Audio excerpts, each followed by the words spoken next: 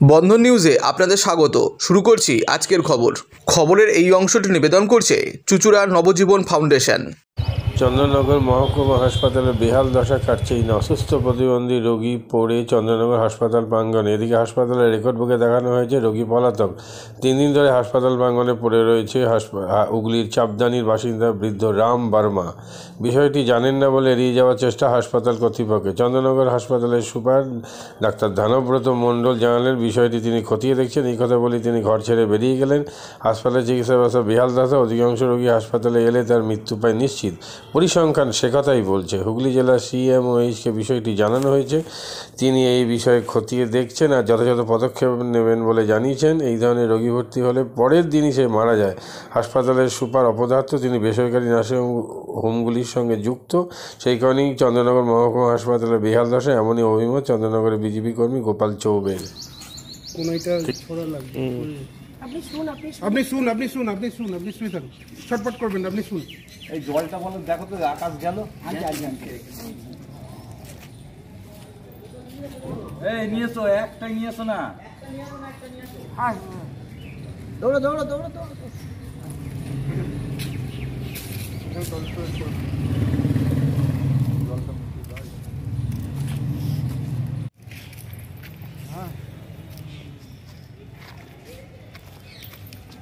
3 দিন ধরে পুড়ে রয়েছে।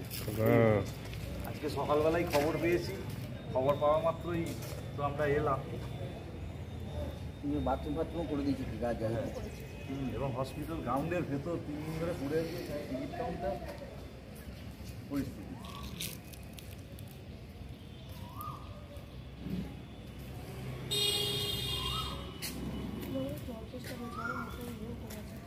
এই আকাশ এক বোতল জল নিয়ে আসো তো। ছিপিতে করে দাও, তাহলে গায়ে পড়বে। হ্যাঁ করো, হ্যাঁ করো, জল জল, হ্যাঁ করো, হ্যাঁ করো।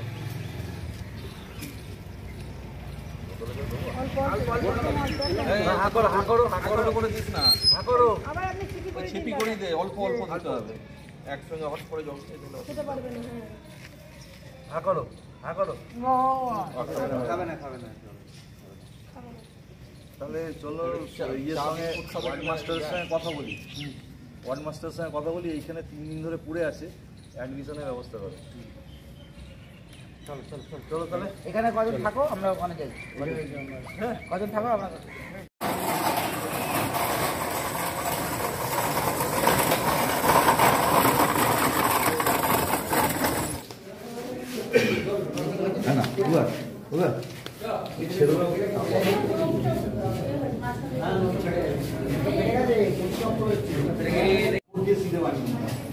কুড়িটা ঘটনা ঘটেছে একদম বাজে। একে ইমিডিয়েট পদক্ষেপ করতে হবে। আমরা সব আন্দোলনের নামবো এটা নিয়ে। রাত দুপুরে এখানে মদের আড্ডা, এটা হোক, তারপরে তো এত সোজা সুপারকে ছেড়ে দেবো না। বড় বড় কথা খালি। অনেক ভোট বসিয়েছে, ভোট এবার আমরা করবো, ভোট আর বসবে না। আর যদি CMH স্টেপ না নেয় তাহলে আমরা হাতে তুলে নেবো, একে ছেড়ে দেবো না। সুপারিনটেন্ডেন্টকে ইমিডিয়েট সুপারিনটেন্ডেন্টকে বরখাস্ত করতে হবে। তাহলে এবার আমরা হাতে তুলবো, আইন হাতে তুলে নেবো। পরিবেশ রক্ষার জন্য আমরা আইন হাতেও তুলে নেবো যদি স্টেপ না নেয় CMH। একে ইমিডিয়েট হাসপাতাল থেকে এরকম পেশেন্ট যতগুলো ভর্তি হয়, যেদিন ভর্তি হয় পরের দিনই সেই পেশেন্ট মারা যায়। পরের দিনই সেই পেশেন্ট মারা যায়। যদি কিছু হয়েছে আমরা ছেড়ে যে কটা পেশেন্ট এরকম ভর্তি করা হয়েছে পরের দিনই, যে কটা পেশেন্ট আমরা এরকম বলে ভর্তি করা হয় সে কটা পেশেন্ট পরের দিন মারা যায়। 1-2 দিনের মধ্যে তারা যাবে, মরে যাবেই। কোনো পেশেন্ট সুস্থ এখনো পর্যন্ত যায়নি, ভর্তি করা বলেছে মারা যায়। বিধায়ক বলছে সুপার স্পেশালিটি হাসপাতাল, এটা সুপার স্পেশালিটি হাসপাতালের নমুনা।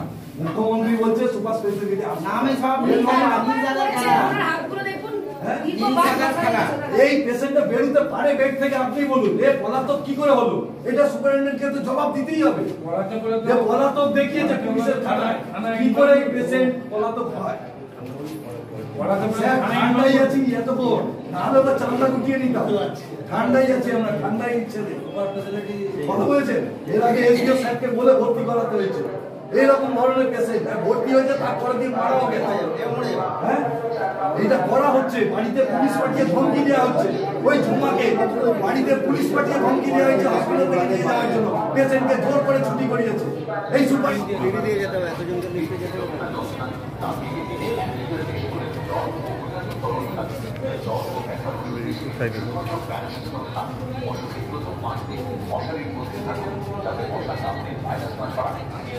সুপার কোথায় গেল ওখান থেকে?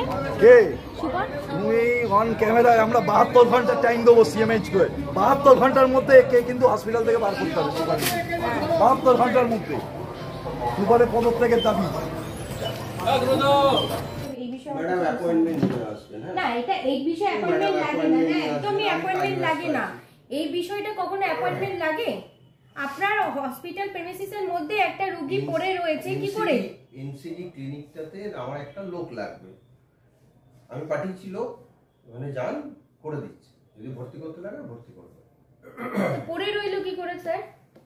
এতদিন ওখানে 3 দিন ধরে পড়ে আছে স্যার। এনসিডি ক্লিনিকটা তো আপনাকে করতে হবে, এনসিডি ক্লিনিকে একজন তো আমার ফার্মাসিস্ট আছে, পেশেন্টটাকে কি ভর্তি করলেন আপনি? আপনার সঙ্গে আমি কোনো কথা বলবো কেন কথা বলবেন না? আপনার হসপিটালের মধ্যে এরিয়ার মধ্যে পেশেন্টটা পড়ে রয়েছে, আপনি বলছেন কথা বলবো না? তাহলে কি রকম সুপার, কি রকম অভিভাবক আপনি চন্দননগর হসপিটালে? কিভাবে আপনি অভিভাবকত্ব করছেন যেখানে বারবার আপনার সামনে আমাদের ক্যামেরাকে তুলে ধরতে হচ্ছে? কেন করছেন এরকম? আমরা আসার পর আপনি পেশেন্টটাকে ভর্তি করলেন কেন? সদর হসপিটাল রসাতলে।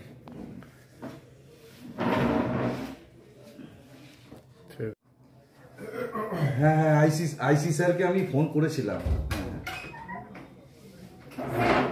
স্যার কাকুলি বলছি সিএন থেকে। আমি প্রথম থেকে তুলে ধরি ঘটনা। প্রথম ঘটনা ফার্স্ট যেটা ঠিক একই, হ্যান্ডিক্যাপ একটা, সে টিকিট কাউন্টারের সামনে 72 ঘন্টা ধরে পড়েছিল, মানে পাস্ট ঘটনা বলছি, পড়েছিল। হসপিটালের সমস্ত কর্মচারী আসছেন, টিকিট কাউন্টারে বসছেন, হসপিটালের সমস্ত কর্মচারী দেখছেন ওই বৃদ্ধা পড়ে আছে, তার কোনো ট্রিটমেন্ট মেলেনি। আমার কাছে যখন খবর এলো, আমি আমার সমস্ত ছেলেপুলেকে নিয়ে এসে অনেক হসপিটালের সঙ্গে যুদ্ধ করে সেই পেশেন্টকে হসপিটালে ভর্তি করালাম। পরের দিনই দেখা গেল ওই পেশেন্টটা মারা গেল, এবং মারা গেল না, যখন মারা গেল আমরাই এলাম পেশেন্টকে করতে, ওই মারা রুগীকে, দেখা যাচ্ছে লাল পিঁপড়ে ভর্তি পেশেন্টে। হসপিটাল কি?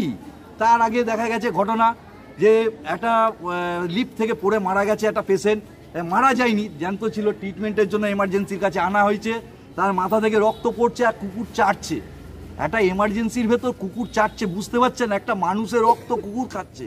তো এই অপদার্থ সুপারকে রাখা উচিত এই হাসপাতালে? আমরা 20-20টা সুযোগ দিয়েছি ওনাকে, এবং 20-20টা প্রতিবাদ করেছি ভারতীয় জনতা পার্টি। 72 ঘন্টা আপনার চ্যানেলের মাধ্যম দিয়ে আমি সিএমএইচকে বার্তা পৌঁছচ্ছি, যদি 72 ঘন্টার মধ্যে এই অপদার্থ সুপারকে বরখাস্ত না করে, তাহলে আমরা বৃহত্তর আন্দোলনে নামবো। এবং এখানেই শেষ নয়, আমি এর জবাব চাইছি মাননীয় যে বিধায়ক রয়েছেন, মাননীয় ইন্দ্রনীল সেন মহাশয়, তিনি কি করছেন চন্দননগরের জন্য? আজকে চন্দননগরের মানুষ তাকে জিতিয়ে এনে তাকে বিধায়ক করেছে, এইটা দেখার জন্য ওনাকে বিধায়ক করেছে। উনি কি চোখে সর্ষে তেল দিয়ে ঘুমোচ্ছেন? এর আগে একটা ঘটনা করেছে, একজন পেশেন্টকে ডাক্তার বলেছে আপনি হাসপাতাল থেকে ছুটি নিন, আমার কাছে প্রাইভেটে আসুন। এই ডাক্তারদের বা সুপারে কি নার্সিংহোমের সাথে কোনো যোগাযোগ আছে? একদম ম্যাক্সিমাম সুপার ডাক্তার করছে, এবং একটা ডাক্তারের নাম আমি বলছি অন ক্যামেরার সামনে, আকাশদীপ ভট্টাচার্য। ইনি চেম্বারও করে, এনার 8টা-10টা চেম্বার রয়েছে। হসপিটালে এন্ট্রি করলেন, সইটা মারলেন, 2টো পেশেন্ট দেখে উনি চলে গেলেন এই হসপিটালে পেশেন্টকে ফেলে বাইরে ট্রিটমেন্ট করতে। কেন? হসপিটালের ডাক্তার পেশেন্টকে ছুটি দিয়ে দিচ্ছে, বলছে বাইরে দেখাতে। কেন? আমি এটা জানতে চাইছি কেন। আমি মাননীয় মুখ্যমন্ত্রীর কাছে জানতে চাইছি কেন এই ধরনের কাজ হচ্ছে হসপিটালে। আপনি কোথায় ঘুমাচ্ছেন? এখানে সরকারি সুপার স্পেশালিটি হাসপাতালে যেসব ডাক্তাররা আছে, তাদের বেশিরভাগ ডাক্তারেরই বাইরে কোথাও চেম্বার আছে। তারা হসপিটালে আসে, এসে হসপিটালের খাতায় হয়তো একটা সাইন করে আর কি। আমরা যেটা স্কুলে আর কি স্কুল লাইফে শুনেছি যে একটা প্রেজেন্ট করতে হয়, সেটা প্রেজেন্ট করে। 2-1টা পেশেন্ট উনি দেখার পর উনি ওনার চেম্বারে চলে যায়। এর আগেও আকাশদীপ ভট্টাচার্য বলে একজন ছিলেন ডাক্তার, হয়তো হবে নামটা আমি ঠিক বলতে পারবো না, ওনার এর আগেও পেশেন্টকে ট্রিটমেন্ট করানো হয়েছে। উনি বলেছে পেশেন্ট সুস্থ হয়ে গেছে, আপনি বাড়ি চলে যান, কিন্তু সেই পেশেন্ট মারা গেছে। এমনও হয়েছে ডাক্তারকে বলা হয়েছে পেশেন্ট অসুস্থ, ডাক্তার বলেছে যে এই পেশেন্ট আমরা দেখতে পারবো না, আপনি ওঝার কাছে নিয়ে যান, কোনো তান্ত্রিককে দেখান। এটা হচ্ছে সুপার স্পেশালিটি হাসপাতাল, যেখানে ডাক্তার নিজেদেরকেই ভরসা করতে পারে না, যেখানে তান্ত্রিকদের কাছে পাঠাতে হয়। আজকে যে পেশেন্টটাকে ভর্তি করা হয়েছে 3 দিন ধরে উনি ওই হসপিটাল গ্রাউন্ডেই পড়েছিলেন, যেখানে টিকিট করানো হয়, সেখান থেকে আজকে আমাদের ভারতীয় জনতা পার্টির কর্মীরা সবাই মিলে ভর্তি করা হয়েছে।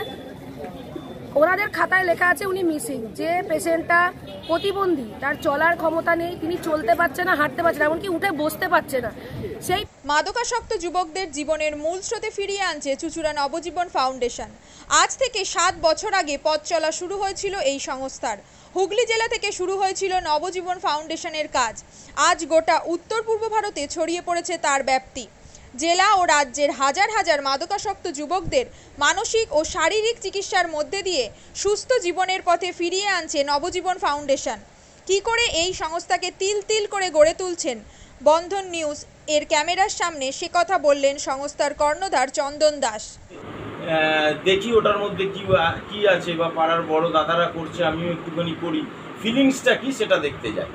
এবং একটা সার্টেন টাইমের পর কি হয়, সেটা ফ্রিকোয়েন্সিটা তখন অনেক বেশি থাকে, গ্যাপ থাকে যখন শুরু করে, পরবর্তীকালে যখন নির্ভরশীল হয়ে পড়ে সেই একটা সাবস্টেন্সের উপর, তখন সেটা থেকে বেরোনোর জন্য সে নানা রকম চেষ্টা করে, কিন্তু তার ওয়ে আউটটা জানা নেই যে কোন রাস্তা দিয়ে গেলে নেশা থেকেও বিরত থেকে সুস্থ স্বাভাবিক জীবনযাপন করা যায়।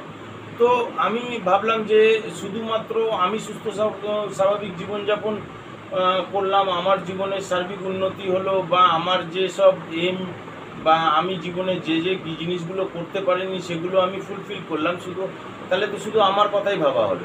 তাহলে আমি এরকম কিছু কাজ করি যাতে আমার মতো আরও 5 জন আমার দ্বারা উপকৃত হয়। এবং একটা সার্টেন টাইমের পর যখন মানুষ চায় যে ফিরতে, অথচ তার কাছে রাস্তা থাকে না, তখন এই একটা WHO ওয়ার্ল্ড হেলথ অর্গানাইজেশন একটা প্রসিডিওর বার করেছে। গরম পানীয়র জন্য বিশ্বমানের flask, micro oven, mixer grinder, induction সহ আধুনিক রান্নাঘরের সামগ্রী উৎপাদন সারা বিশ্বে আলোড়ন সৃষ্টি করেছে বড়সিল। পাশাপাশি বিশ্বমানের সোলার গ্লাস, যা সোলার সিস্টেমের অন্যতম সামগ্রী তৈরি করে, সারা বিশ্বে নজির গড়েছে বড়সিল। দেশের বাজারে পাশাপাশি বিশ্ববাজারেও সব প্রতিযোগী কোম্পানিকে পিছনে ফেলে এগিয়ে চলেছে ভারতের বড়সিল। রাজস্থানের বড়সিল কারখানায় 1200 মহিলার কর্মসংস্থান হয়েছে। প্রতিদিন রাজস্থানের প্রত্যন্ত গ্রাম থেকে ওই মহিলাদের গাড়ি করে কারখানায় নিয়ে আসে কারখানা কর্তৃপক্ষ। তারা বড়সিলের বিশ্বমানের প্লেটের ডিজাইনে কাজ করে। দিনের শেষে তাদের গাড়ি করে বাড়ি ফিরিয়ে দেয় কারখানা কর্তৃপক্ষ। কর্মসংস্থানের এই বেনজির দৃষ্টান্তের জন্য বড়সিল কোম্পানিকে কুর্নিশ জানায় ভারতবাসী।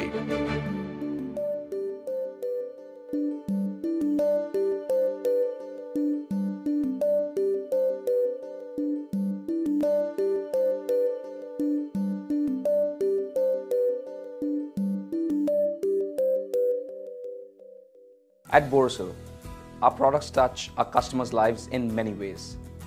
Our philosophy is simple: understand the evolving needs of our customers and deliver solutions to meet them.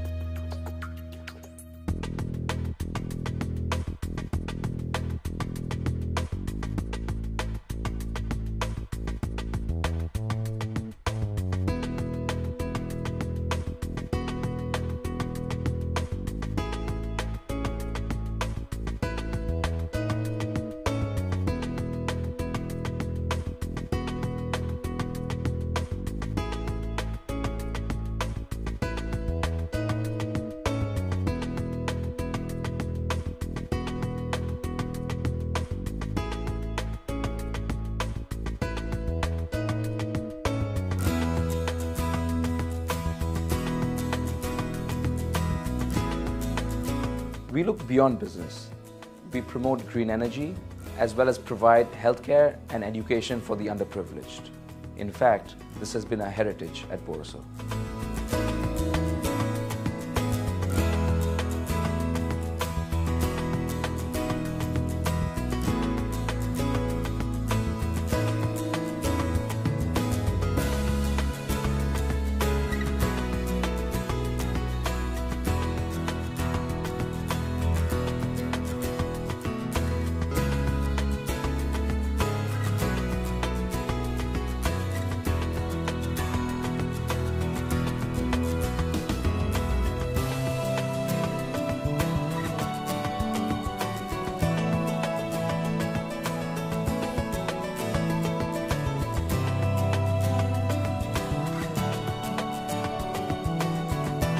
Our products are developed with innovation and thought. It is technology emboldened by the human spirit.